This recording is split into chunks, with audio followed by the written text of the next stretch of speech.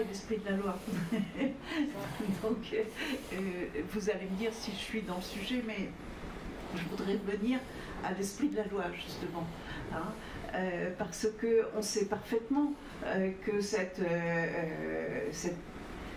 chose européenne, on va l'appeler parce que c'est une nébuleuse, hein, elle a été designée pas par nous, elle a été designée par les Américains et pour les Américains.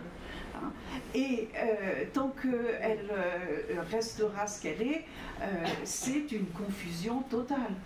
Je ne vais pas vous raconter ma vie, mais à un moment donné, on m'a demandé d'aller suivre des cours pour comprendre comment marche la boutique. Le prof qui nous a donné des cours, c'était 4 jours à plein temps, et il disait je parle vite parce que j'ai beaucoup de choses à vous dire. Et puis à la fin, il nous a dit vous avez bien compris que le système est fait pour pas marcher. Et c'est ce que vous êtes en train de dire, voilà.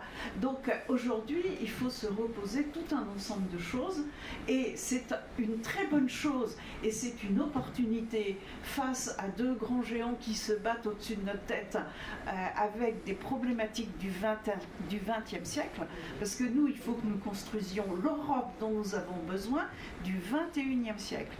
Et la spécificité de l'Europe, et je vais reprendre les propos un peu agacé de madame tout à l'heure, hein, la spécificité de l'Europe, c'est sa diversité.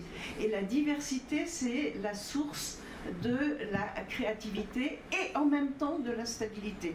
Quand on a un truc qui marche que d'un seul pas, c'est très efficace, hein, c'est le truc africain qui dit ensemble je vais plus vite, enfin, seul je vais plus vite, ensemble on va plus loin.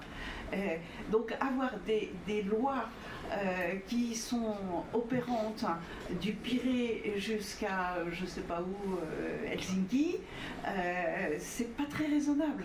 Par contre, il faut que le système soit ce qu'on appelle fractal, je ne sais pas si le terme vous parle, hein, avec des niveaux, et il y a des niveaux où ici il faut que local ce soit efficace, mais à l'étage du dessus, il faut que ce soit interopérant avec l'étage du dessus. Donc c'est ça que nous avons à construire. Nous avons à construire un droit qui va tenir compte de ce qu'est le XXIe siècle. Le XXIe siècle, il est totalement numérique, avec de l'intelligence artificielle.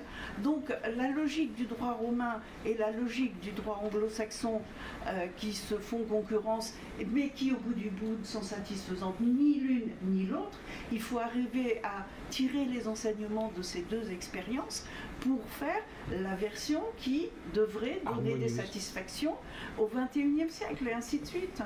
Enfin voilà, donc je ne sais pas si j'ai débordé du sujet, mais je ressentais le besoin de vous partager ça avec vous. Merci.